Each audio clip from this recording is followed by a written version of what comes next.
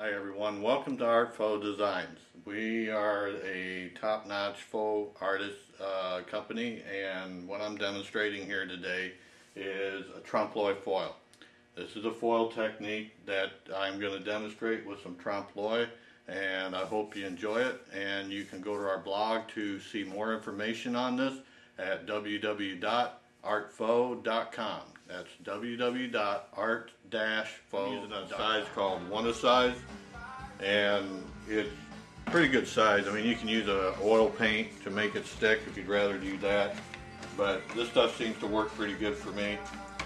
And all you do, you just put one coat on, and you don't want it running down the board, but you want it on kind of heavy, because you want some good tack to grab your foil. And as you can see, I did the border already, base painted, pretty simple. I mean, I'm not going to go through all that to show you how to lay that out, because I'm sure you're all pretty smart enough to know how to do that. So there you have it. You get your foil, you get your sizing on there, and then that'll tack up a few minutes, and we'll let that set up, and then we'll apply the foil. Alright, we're back. What I did is I let that foil dry till it goes clear, or the size, so you got some tack there. And what I've got here, these are available on my sample pack at artfauxworld.com. I've got a blog, it's artfaux.com, and then I have a store that's called Art-Faux World, where I got these foils available. This foil here is kind of interesting. It's almost got like a gold leaf kind of look, and it's I try to deal with something unusual rather than the same old. And all you do is you just put your foil on, and I don't want to make it look real wrinkled. I try to keep it on a little straight. I mean, it's kind of hard to prevent it from being not wrinkled, but that's all right because we're going to overglaze it anyway.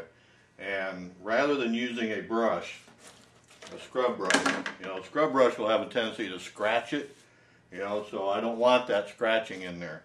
So all I'm doing is I'm taking a sauce cloth, and to make sure that I got all the folds out of it, and just kind of put it on and rub it on, and it should take fairly well. Isn't that cool? Isn't that a nice, there's just something about this foil that I saw that really stood out from the others that I like. So I come up with this idea, and it kind of looks like gold leaf a little bit, but it isn't. I mean, you could do this finish with an old, with gold leaf, and you can hear that popping noise, so the sizing is working like it should. And we might have to do 2 applications, depending on how the first layer takes.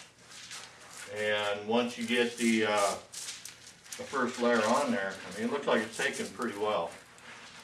You kind of rub kind of hard to get it on there, and see that if you use the scrub brush, it's going to scratch it. It's going to give it a lot of lines, and I really don't want that in this. I'm trying to make it look it's kind of smooth, kind of a little different.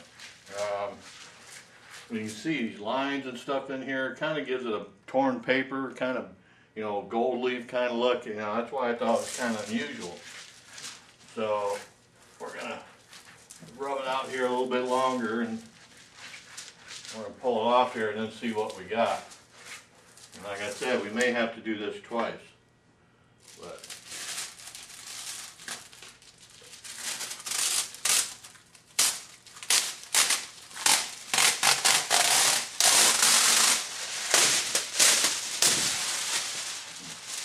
yeah, it come off all right, but I still want a little bit more there. So what I'm going to do is I'm going to resize the board again, and then I'm going to take another piece. I'm going to go over that because I want just a little bit more coverage on there, because I have a little bit too much of the dark color.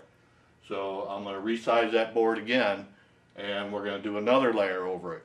And you'll see when we do the next layer, it's going to get a more solid coverage.